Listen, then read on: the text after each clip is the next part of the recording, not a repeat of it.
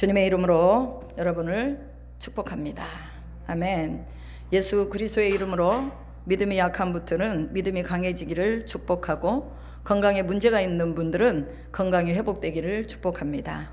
가정의 기도의 응답의 제목들, 기도의 제목들이 응답되기를 축복하고, 사업장이 번성하기를 축복합니다. 또 전도의 능력이 입혀지고 증인의 삶을 살기를 축복합니다. 초자연적인 재정이 열리기를 축복합니다. 자녀들의 영혼이 잘 되고 범사가 잘 되기를 축복합니다. 이 모든 선포의 축복이 그대로 이루어진 것을 믿습니다.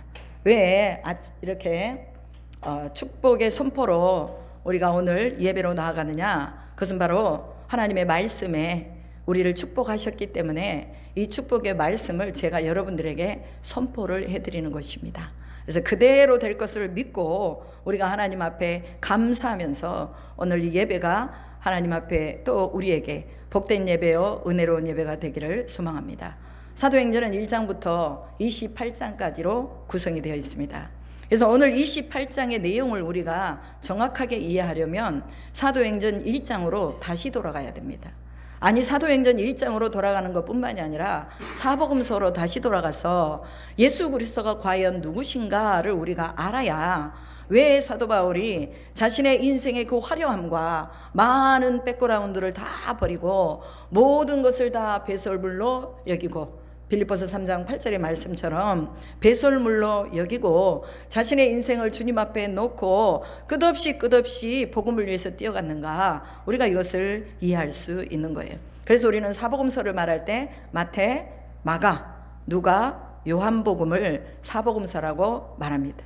이 사복음서에는 예수께서 태어나시고 그 다음에 자라시고 또 이적을 행하시고 부름 받으시고 또 십자가에 달려 돌아가시고 또 다시 부활하시고 승천하신 것까지 이 사복음서에 자세하게 기록이 되어 있습니다.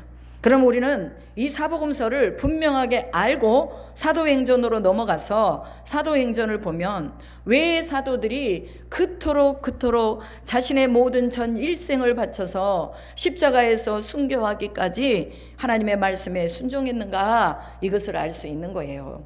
여러분, 진리를 만나면 그 진리가 우리를 자유케 합니다. 그러니까 우리는 예수를 만났잖아요. 예수는 우리 삶에 있어서 진리입니다. 저는 확신하고 단언하건대 이 진리가 우리 안에 올곧게 들어오기만 하면 그 사람의 인생이 바뀐다는 거예요. 왜냐? 제 인생이 그렇게 바뀌었기 때문입니다. 여러분의 인생도 마찬가지예요. 진리를 만나면 그 진리가 우리를 진리 가운데로 인도하고 그 진리가 우리를 하나님의 나라로 인도해 가신다는 거예요. 그래서 진리의 성령이 너희에게 오시면 너희가 권능을 받는다, 이렇게 말씀하십니다. 그래서 오늘 우리는 진리의 성령을 사모하는 거예요. 우리 안에 성령이 계시기 때문에 우리가 예배자로 하나님 앞에 오는 것입니다. 우리가 성령이 우리 안에 계시기 때문에 하나님을 찾고 구하는 거예요. 그래서 내 안에 있는 성령님이 이제는 나를 옳은 길로 바른 길로 지도하시고 인도하고 상담하실 수 있도록 늘 성령님 앞에 가서 대기 상태에 있어야 된다는 거예요. 근데 성령을 받아놓고도 성령 앞에 대기 상태로 있지 않고 그냥 세상 가운데서 살아가면은요, 성령의 음성을 듣지 못합니다. 네, 사도들은요 다 성령의 음성을 들었어요. 성령의 음성을 듣고 이제 그 성령이 말하게 하심을 따라서 말을 하면서 성령이 인도하는 대로 그들의 인생을 다 놓아버렸어요. 이게 바로 사도행전 2장에 나오는 이 성령의 오순절 가운데 성령이 마가의 다락방에 임한 사건입니다. 여러분, 천사들이 뭐라고 했습니까? 예수님이 뭐라고 그랬어요? 성령을 받기까지 어디를 떠나지 말라고요? 예루살렘을 떠나지 말라, 이렇게 말합니다. 이 성령을 받기까지 예루살렘을 떠나지 말라는 것은 너희들이 이 예루살렘에서 움직이지 말고 뭘 기다리라는 거예요? 성령을 기다리라는 거예요. 오늘날 예수님이 우리에게 말씀하십니다. 성령을 받기까지 교회를 떠나지 말라는 거예요. 성령을 받기까지 말씀을 떠나지 말라는 거예요. 성령을 받기까지 하나님의 생명 앞에 있으라는 거예요. 성령을 받으니까 이제는 사도들이 뭐예요? 자신들의 삶의 정체성을 분명히 알고 뛰어가는 거예요. 성령을 받으니까 야곱이 야복강에서 하나님을 만나고 그 하나님을 만난 그 성령의 증거로 그가 이스라엘이라는 이름을 받습니다. 오늘날 우리가 이스라엘 하면은요, 그 근원이 누구에게서 나왔느냐? 야곱에게서 나왔어요. 아브라함에게 나온 게 아니라 야곱에게서부터, 야곱의 시대부터 이스라엘이라는 이름이 나왔다, 그 말이에요. 그래서 우리는 이스라엘 하면 가슴이 벅차요. 그리고 성지순례 가고 싶잖아요. 저도 한번 갔다 왔는데 또 가고 싶어요. 정말 하나님이 제게 기회를 주신다면 3번 이상은 성지순례를 가고 싶어요. 그것도 저희 남편과 함께 가고 싶습니다. 예전엔 제가 재정적인 어려움이 있어서 저 혼자 갔다 왔지만, 그러나 하나님께 이제 다시 이 이스라엘의 성지순례를 가고 싶은 것은 그 이스라엘이 제 마음에 새겨졌기 때문에 그래요. 왜? 이스라엘이 예수님이 태어나신 곳이잖아요. 이스라엘의 복음의 역사가 있는 것이고, 이스라엘에서 예수님이 돌아가시고, 이스라엘에서 부활하셨고, 이스라엘에서 감람산에서 승천하셨고, 그리고 다시 오시리라고 했는데 너희가 간 그대로, 또 너희가 본 그대로 다시 예수님이 오실 거라고 했어요. 그래서 우리는요, 다시 예수님이 어디로 오시느냐, 저희는 이스라엘로 오실 거라고 그렇게 생각합니다. 물론 하나님의 계획은 어디 있는지 몰라요. 그러니까 우리가 성경적으로 보자면 예수님이 이스라엘로 다시 오실 것이다. 왜? 하나님은 선택한 백성은요, 버리지 않으시거든요. 그리고 하나님은 이스라엘을 구속하고 부르셨기 때문에 장자의 나라로 이스라엘을 선택해 주신 거예요. 그런데 그 장자의 나라가 장자의 몫을 못하니까 이 복이 누구에게 왔느냐? 이방인에게로 왔잖아요. 그리고 그 복이 오늘 우리에게도 왔단 말이에요. 예수를 믿어서 구원함을 받고 우리는 복된 삶을 살게 된 것입니다. 그래서 사도행전의 1장부터 28장까지 뭐냐? 성령 행전이에요. 성령이 일하시는 것을 우리가 읽어나가면서 보게 되는 것입니다.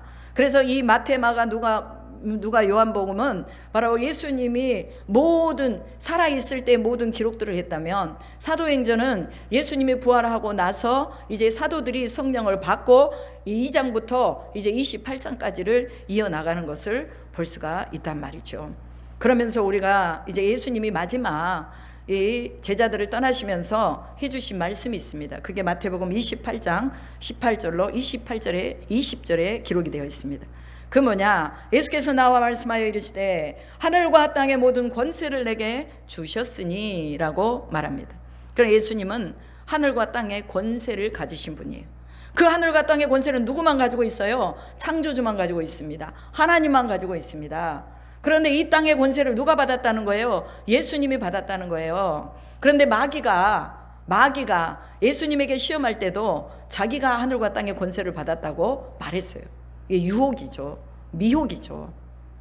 진짜 주인이 누구냐? 하나님인데 마귀는 자기가 주인인 채 하는 거예요.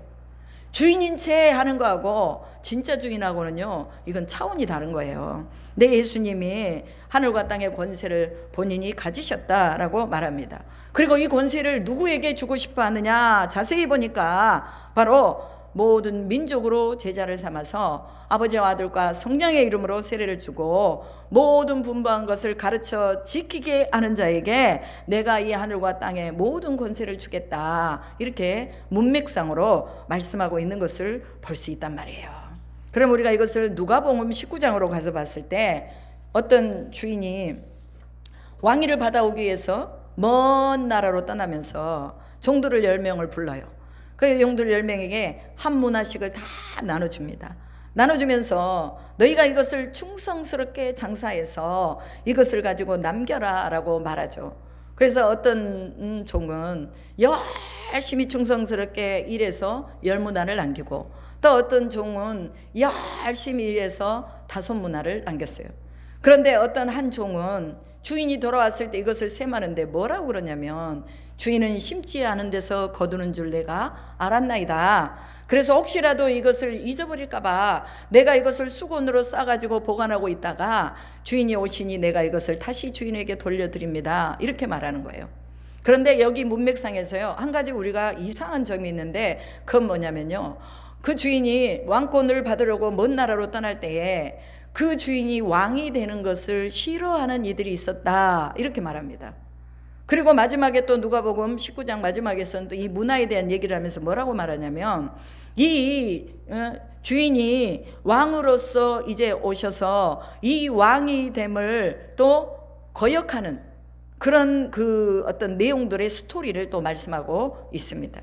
여러분, 충성하는 사람은 어떤 사람이냐? 예수가 왕되심을 인정하는 사람이에요. 예수가 왕됨을 인정할 때에 뭐가 나오느냐? 절대적인 순종이 나옵니다.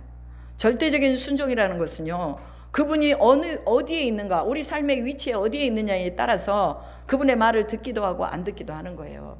그럼 우리가 우리 인생의 주인이 예수님이라고 한다면 주님이 우리에게 말씀하신 바들은 그대로 순종을 하면 복이 되는 거예요. 그런데 순종하지 않으면은 그분을 왕으로 인정하지 않은 것입니다. 그래서 예수님의 말씀은 절대적인 순종이 이루어질 때 예수님께서 뭐라고 말해요? 10문화를 가진 자에게 10고울을 다스려라. 5문화를 가진 자에게 5고울을 다스려라. 1문화를 숨겨뒀다가 가져온 그 사람에게는 하나를 뺏어서 10개의 문화를 가지고 있는 사람에게 주어라 라고 말하고 있습니다. 이것을 다스림으로 이 문화를 푸는 것을 볼 수가 있죠. 여러분, 오늘날 우리도요, 예수를 주로 왕으로 고백하는 우리의 삶, 우리의 인생의 주인이 예수 그리스도 하나님이라고 인정하면 하나님이 우리에게 뭘 주신다고요? 다스림의 권세를 주신다는 거예요. 그래서 이것을 우리가 이 다스림의 권세를 얘기할 때 이 권세는 우리 삶의 바운더리를 말하고 있습니다. 내 삶의 바운더리. 그러면 내가 하나님 앞에 예수님을 나의 왕으로 진정으로 고백하는 사람, 만약에 50%라고 합시다. 50%의 내 삶의 주님을 주인으로 고백했어요. 그럼 내가 가지고 있는 내 믿음의 50%의 영역밖에 못 살아요. 그런데 내가 내 삶의 100%의 영역에서 예수님을 그렇게 인정한다면 우리는 또 우리 삶에서 100%의 영역 아래서 하나님 앞에 또 많은 사람들에게 나누면서 살 수 있다는 거예요. 여러분, 분명하게 하나님은요, 맡아서 충성할 수 있는 자에게 당신의 일을 맡기십니다. 그것이 재산이든지 그것이 은사이든지 그것이 어떤 권력이든지 하나님은 그것을 맡아서 충성할 자에게 주는 거예요. 맡겨줬다가 충성 못하잖아요. 그럼 다시 뺏어요. 그리고 있는 자에게 더 준다고 그렇게 말하고 있는 거예요.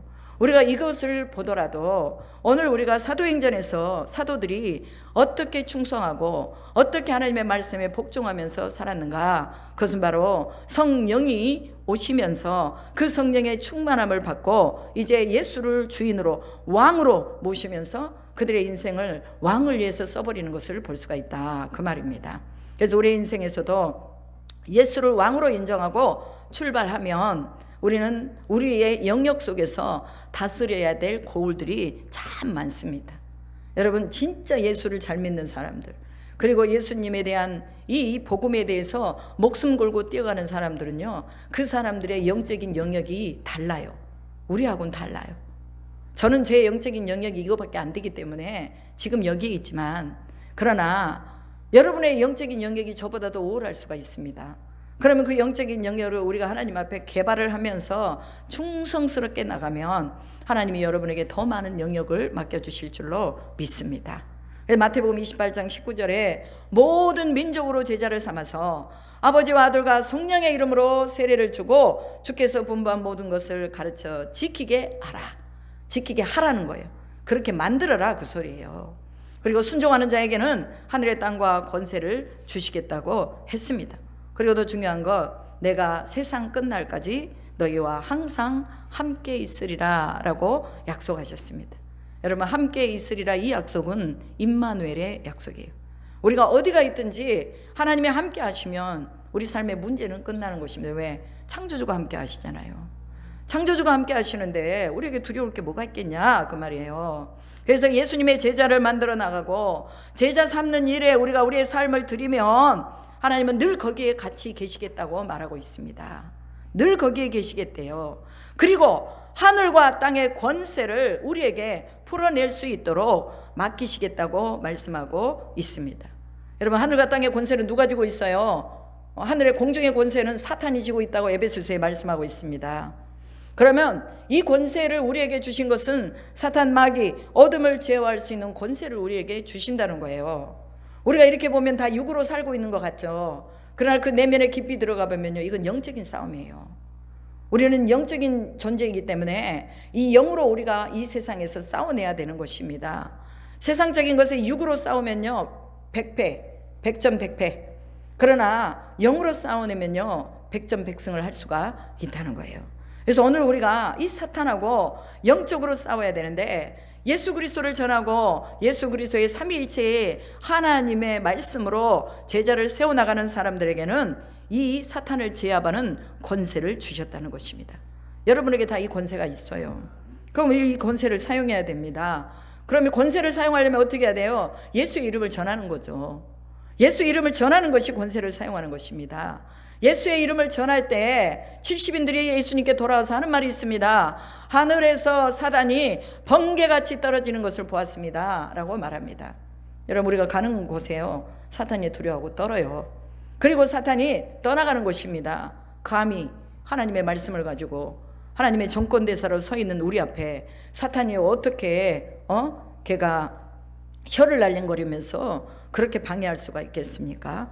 여러분, 세상의 흐름이 영적인 것이 있다는 거 분명히 기억하시기를 바랍니다. 성령을 따라가는 사람은 영원한 생명에 이르게 되지만, 그러나 영의 흐름을 알지 못하고 마귀와 사탄에게 잡혀서 살아가는 사람들은 끝내 형벌의 장소, 지옥으로 떨어지게 된다는 것도 우리는 기억해야 됩니다. 지옥은요, 그냥 지옥이 아니에요. 불지옥이에요, 불지옥. 누가복음 16장에서 부자가 뭐라고 말해요? 내가 불꽃 가운데서 괴로워하나이다 라고 말합니다. 이 불꽃이 있는 데가 지옥이에요. 너무너무 목이 말라도 물 한 모금 먹을 수 없고, 죽고 싶어도 죽을 수 없는 것이 지옥이라고 말하죠. 이 부자는 자기가 호화로이 연락했다 이렇게 나옵니다. 호화롭게 연락하다가 하나님 없이 죽었어요. 그러니까 지옥 갈 수밖에 없죠. 그런데 예수께서 이 땅에 오셔서 그 음부의 권세를 깨뜨리시고, 예수님이 저 음부 지옥까지 내려가셔서 사망의 머리를 깨뜨려 버리셨다라고 성경은 말합니다. 이게 사도행전에 나와요. 우리가 사도 그 고백하는 이 고백 있잖아요. 신앙 고백. 이 신앙 고백 속에 지금 이게 들어가 있어요. 예수님이 죽음 가운데서 장사되셨다가 깊이 음부로 내려가셔서 사탄의 머리를 깨버리시고 뭐했다? 부활하셨다 그 말이에요. 그래서 예수를 믿는 사람들은 죽음이 두렵지 않는 거예요. 왜? 죽음을 이기는 권세를 예수님이 주셨으니까. 그래서 우리도 이 죽음을 이기는 권세가 있다는 것을 기억해야 됩니다. 그리고 예수 그리스도의 제자를 세워가는 사람들에게는 멋진 이제 영적인 삶이 펼쳐지는 것입니다. 여러분, 저는 개인적으로 제일 부러운 사람이 있어요. 돈 많은 사람이 부러운 게 아니라, 잘생긴 사람이 부러운 게 아니라, 명예와 지위가 있는 사람이 부러운 게 아니라, 밤낮으로 복음을 연구하면서 하나님의 말씀을 연구하고, 또 자신이 용서받은 죄인이라는 것을 주님께 고백하면서 자신을 가장 낮은 자리에 앉히면서 하나님을 부르며 아버지라고 부르며 그 단어를 외칠 때마다 눈물을 쏟아내는 사람, 이 사람이 저는 제일 부럽습니다. 왜? 저도 그렇게 하고 싶거든요. 저도 그렇게 살고 싶거든요. 그래서 우리가 못 입어서 못 먹어서 못 가져서 슬픈 게 아니라, 우리는 예수를 우리의 중심의 왕으로 모시지 못한 것을 슬퍼해야 됩니다. 그러나 수많은 그리스도인들이 이런 눈물과 슬픔을 가지고 있느냐 그 말이에요. 세상에 대해서는 큰 슬픔을 가지고 있습니다. 자신들이 못 가진 것에 대한 슬픔, 경제적인 어려움에 대한 슬픔, 남들이 누리는데 누리지 못한 것의 슬픔은 있는데, 진짜 예수가 왕이신 것을 우리 속에서 고백하지 못하는 이런 안타까운 슬픔의 눈물이 우리 가운데 없다는 거예요. 그래서 우리는 늘 하나님 앞에 내가 죄인인데 주님이 나를 구원하셔서 이렇게 내가 오늘 이렇게 하나님을 만나고 있으니 감사하고, 어떻게 하면 이 복음을 한 생명에게라도 전할 수 있을까, 이것에 대한 몸부림이 우리 안에 있고, 늘 하나님에 대한 미안한 눈물, 생명을 주께 받은 줄 알았는데 세상 일에 바빠가지고 세상 재미를 아직 놓지 못하고 있는 믿음 없는 것에 대한 눈물, 이런 눈물을 주님이 보시고 기뻐하시는 것입니다. 그리스도인들은 이런 눈물을 좀 흘려야 돼요. 왜 나한테는 이런 감동이 없을까? 왜 나한테는 이런 감격이 없을까? 구원에 대한 감격이 왜 나에게는 이렇게 없을까? 하면서 우리는 하나님 앞에 권세와 능력이 없는 것을 주님 앞에 고백하면서, 하나님, 주님이 주실 이 권세와 능력 내게도 주십시오 라고 우리는 간구해야 된다는 것입니다. 사도행전은 예수님의 지상 명령을 받은 제자들과 사도들, 그리고 그리스도인들이 지상 명령을 받들어서 예수께서 하나님의 아들이셨고 그를 믿는 자는 영생에 들어가며 구원을 얻는다는 것을 전하는 모든 내용이 다 수록되어 있습니다. 그래서 신약의 믿음의 역사서, 그리스도인들이 그리스도를 증거하는 증인된 삶의 역사서가 바로 사도행전이에요. 그리스도의 부활을 만나고 보고 만진 사람들은 감람산에서 예수께서 승천하신 것을 목도했습니다. 예수님이 승천하신 것을 본 무리가 500여 명이 된다고 고린도전서 15장에 기록하고 있습니다. 그런데 이 고린도전서 15장에 너희가 받은 것을 굳게 지키고 헛되이 믿지 아니하였으면 그로 말미암아 구원을 받으리라 하고 사도 바울이 고린도 교인들에게 말씀합니다. 너희가 받은 것을 굳게 지키고. 이게 뭐예요? 복음이에요. 복음.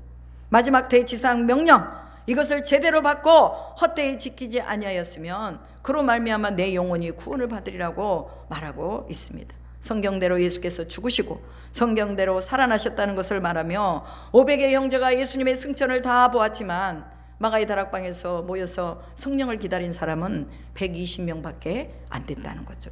이게 사도행전 4장에 나와 있는 말씀입니다. 여러분, 본다고 해서 다 순종하는 것이 아닙니다.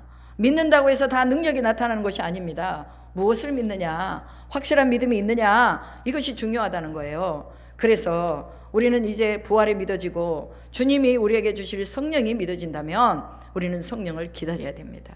구해야 됩니다. 찾아야 됩니다.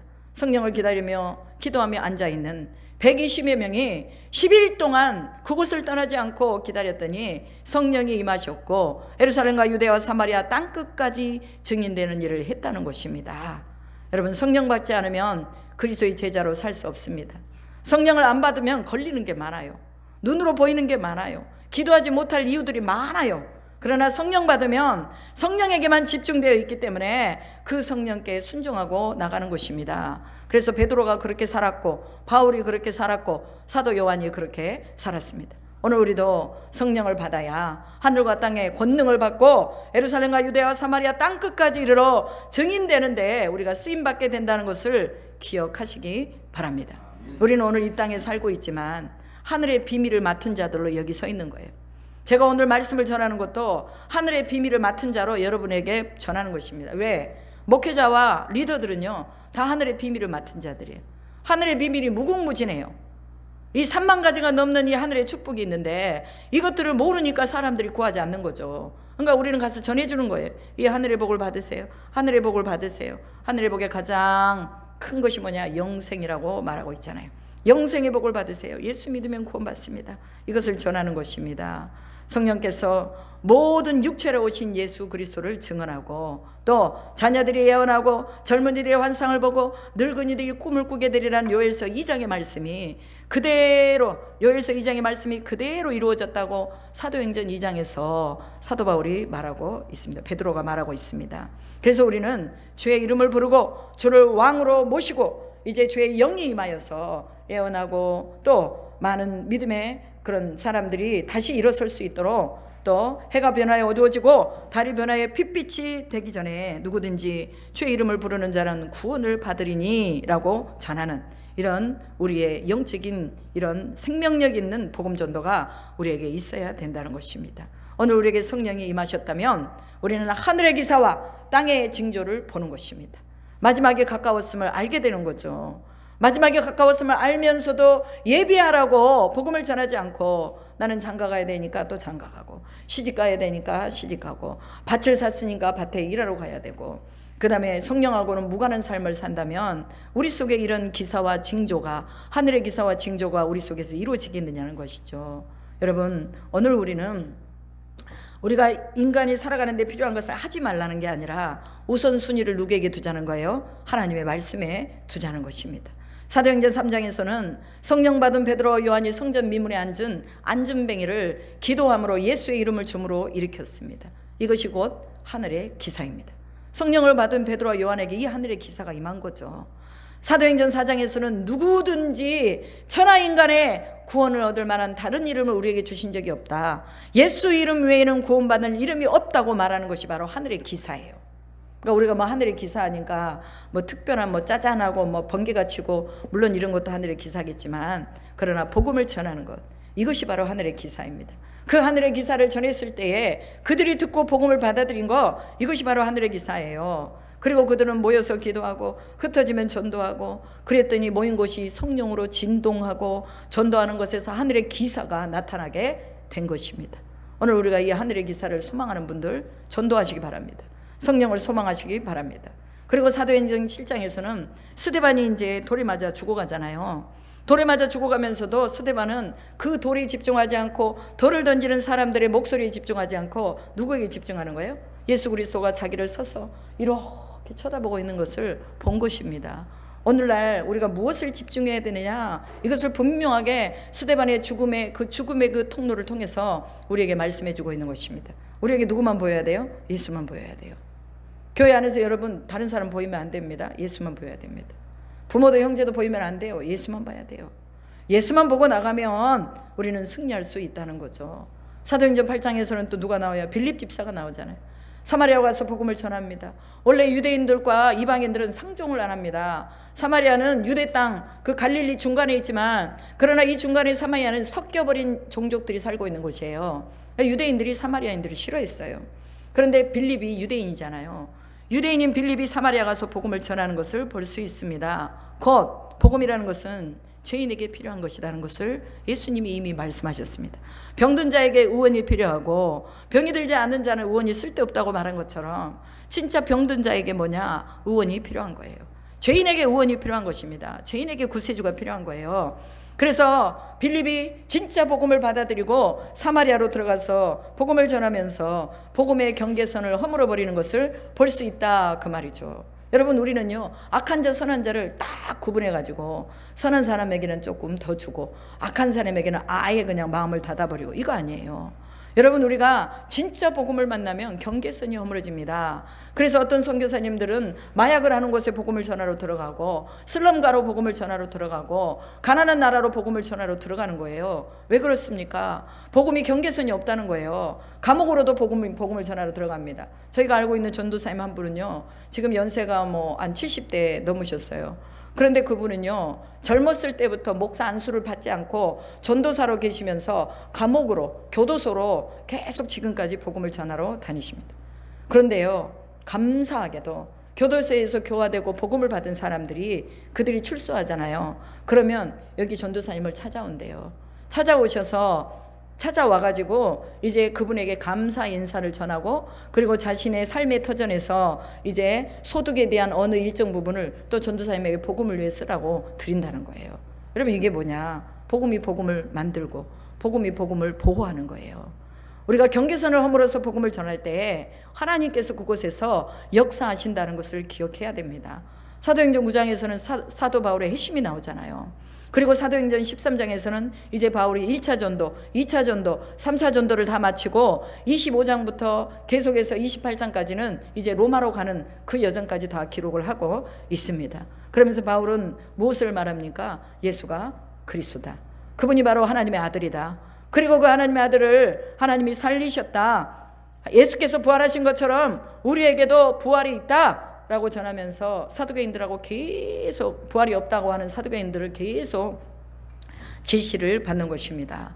우리가 27장 저번 주에 들었습니다. 27장에서는 로마로 가는 도중에 유라굴로 광풍을 만나잖아요. 광풍을 만났을 때 하나님이 두려워하지 말아라, 내가 너를 살릴 것이다. 이 배에 있는 276명도 한 사람도 죽지 않고 다 살릴 것이다 라고 사도 바울에게 말씀을 해줍니다. 바울은 그대로 말씀을 믿었어요.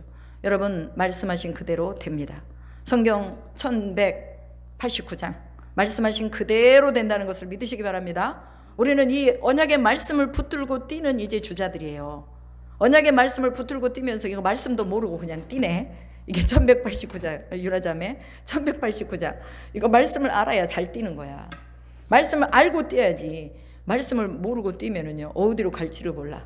그래서 하나님은 알겠는데 목적지가 어딘지를 분명하게 모르는 거죠. 그렇기 때문에 우리 말씀을 가지고 뛰어야 돼요. 그래서 주야로 하나님의 말씀을 묵상하면서 이 말씀을 배워야 돼요. 내가 모르니까 배워야 되고 또 들어야 되고 알아야 되고 이런 소망이 있어야 되는 것입니다. 그리고 바울이 그런 음모 속에서도 가이사라에서 이제 다시 로마로 가는데, 이 로마를 가는 도중에 풍랑을 만나가지고 배가 이제 파손되고 멜리데라는 섬에 장착을 했습니다. 그런데 원주민들이 다 도와줘요. 원주민들이 도와주면서 불도 갖다 주고 그다음에 음식도 갖다 주고 그러는데, 바울이 거기에서 불을 지피다가 독사가 나와가지고 바울의 손을 물어버렸단 말이에요. 오늘 본문이 그렇습니다. 멜리데라는 섬에서. 그런데 사람들은 그를 죄인으로 알고 있었잖아요. 배에 있는 사람들도 바울이 죄인으로 알고 있었고, 멜리데라는 섬에 들어와서도 원주민들이 그를 죄인으로 알고 있었습니다. 그래서 야, 뱀에 물렸으니까 저 사람이 이제 죽을 것이다. 저 사람의 죄로 인한 공의의 심판이 바로 저 뱀을 통해서 이루어질 것이다 하고 기다린 거예요. 근데 바울이 안 죽거든요. 안 죽어요. 그리고 시간이 지나면 좀 쓰러질라나? 했는데 시간이 지나도 안 쓰러진 거예요. 그러니까 거기 있던 멜리데 섬에 그 유망한 사람들이 뭐라고 말하냐면, 야, 바울이 신이다 라고 말합니다. 왜냐하면 일반적인 사람들은 다 죽는데 바울은 안 죽고 있거든요. 여러분, 바울이 안 죽는 것은 바울이 신이어서가 아니라 하나님이 그 독사의 독을 하나님이 잡고 계신다는 거예요. 여러분, 우리가 어떤 상황 속에서도요, 해하지 아니하고 상하지 아니할 권능을 누가 주느냐? 하나님이 주시는 거예요. 사람들이 욕하고 비방하고 저 사람은 하나님의 종이 아니다 말해도 우리가 복음을 가지고 사도 바울처럼 전하면요, 독사의 독도 하나님이 쥐고 계신다는 거예요. 우리가 또 잘 알고 있듯이 다니엘도 마찬가지예요. 사자굴에서 사자 입을 누가 잡고 있는 거예요? 하나님이 잡고 있잖아요. 그럼 다니엘의 세 친구, 그 불가마 속에 들어갔을 때, 풀무불 속에 들어갔을 때도 그들을 보호하고 그들을 싸고 계신 분이 누구였어요? 하나님이셨잖아요. 여러분, 오늘 우리는요, 이런 하늘의 기사와 이적이 우리에게 있다는 것을 기억해야 됩니다. 우리가 두려워할 것은 다른 거 아니에요. 하나님의 말씀에 어긋났을까? 그게 두려워하고, 주의 말씀에 순종하지 못하는 거, 이걸 두려워하면서 어떻게 하면 내가 하나님의 말씀을 잘 이룰 수 있을까? 이것을 연구해야 된다는 것입니다. 그래서 바울이 이제 신문을 받으러 로마로 들어갔어요. 이때에 바울이 증언하기를 뭐라고 말하냐면, 이스라엘의 소망으로 말미암아 내가 쇠사슬에 매였다라고 말을 합니다. 이스라엘의 소망이 누구예요? 하나님이 보내시리라고 한 메시아입니다. 메시아. 하나님이 성경대로 보내시리라고 한 메시아인데, 그 메시아가 왔는데 이스라엘이 그 메시아를 영접하지 않고 죽였다. 그런데 그 죽은 그분이 부활하셔서 하나님 우편으로 가셨다. 그리고 그분이 다시 오시겠다고 약속하셨다. 이것이 바로 이스라엘의 소망이라는 거예요. 바울은 복음을 위해서 자기 스스로를 쇠사슬에 매어버렸어요. 이 쇠사슬에 매이지 않을 수도 있어요. 굳이 뭐로 쇠사슬에 매어서 살고 싶겠어요? 그런데 복음을 알게 되니까, 진짜를 만나게 되니까, 자신의 인생의 왕을 만나게 되니까, 내가 이거 쇠사슬에 매여도 이게 내 복음하고는, 내 삶의 어떤 영적인 하나님하고는 이건 상관이 없다. 내 육신을 메고 있을지 몰라도 내 영혼은 자유하다. 이것을 말하는 거예요. 여러분, 오늘 우리가 매여 있다고 한다면, 여러분, 우리의 육신만 매이지 영혼은 매이지 않는다는 것을 기억하시기 바랍니다. 육신이 매이면 사람들이 다 영으로 다 매여버려요. 근데 이 육신이 조금 매어도 우리의 영은 늘 새롭게 하나님을 바라볼 수 있어야 돼요. 그게 바로 뭐냐? 성령을 기다리고 예루살렘 교회를 떠나지 아니하고 하나님을 기다리는 사람들은 결과적으로 이렇게 매이지 않을 수 있다는 것입니다. 여러분, 우리는 복음 때문에 쇠사슬에 자처해서 매일 수 있는 믿음이 있어야 됩니다. 바울이 이것을 증거하고 있잖아요. 우리 스스로 복음에 매여 살 수 있는, 그러나 복음에 매여 있지만 누구보다도 자유할 수 있는 이런 믿음이 우리 안에 있어지기를 축복합니다. 사도행전은 28장으로 끝나지만 이제 29장에 이 행적의 복음을 누가 써야 되느냐? 우리가 써야 되는 거예요. 그래서 28장은 닫힌 게 아니에요. 열려 있어요. 열려 있기 때문에 우리가 그 하용조 목사님 액트 29이라고 해가지고 사도행전 29장을 누가 써야 되느냐 하고 계속 성도들에게 말했던 기억이 납니다. 사도행전 29장은 누가 써야 되냐? 우리가 써야 된다는 거예요. 오늘 우리가. 그럼 오늘 우리가 쓰려면 뭐 해야 돼요? 성령을 받아야 돼요. 성령 받고 기사와 하늘의 표적을 나타내야 됩니다. 귀신이 떠나가고 병든 자가 치유되고 고통당하는 자가 그 고통에서 노임받고 귀신에게 쫓겨있고 마귀에게 잡혀있는 자를 기도하고 안수하니 낫게 되는. 그래서 여기 보면 성경에 뭐라고 말해요? 보블리온가요? 그 유력한 사람의 아버지가 열병에 들리고 이질에 걸려서 죽게 되었다고 말이에요. 아무리 치료를 안 됐는데 사도 바울이 가가지고 안수하고 기도하니까 자기 아버지가 나아버렸어요. 그러니까 또 막 거기에서 사람들이, 야, 너희 하나님 대단하다. 우리가 아무리 다 해봤지만 이 아버지가 열병이 떠나지 않았는데 네 하나님 대단하다면서 거기서요 3달 동안 바울에게 강론을 듣는 것을 볼 수 있습니다. 몇 사람이 구원됐는지는 몰라요. 그러나 바울은 그곳 가운데서 하나님의 이적과 표적의 역사를 나타내므로 수많은 사람들이 하나님을 믿을 수 있도록 그 통로를 열었다는 것을 볼 수가 있습니다. 오늘 우리는 사도행전 29장 반드시 써야 됩니다. 그러려면 뭐냐? 세상에 매이면 안 돼요. 여러분, 저는요 세상에 매이는 게 가장 싫어요. 왜? 그것이 나를 걱정스럽게 하고 그것이 나를 올가매는 건 난 그게 너무 싫어요. 그래서 하나님께 기도하는 거예요. 하나님, 내가 세상에 매이지 않고 하나님의 복음에 매이겠습니다. 그러면서 혼자 기도하는 거예요.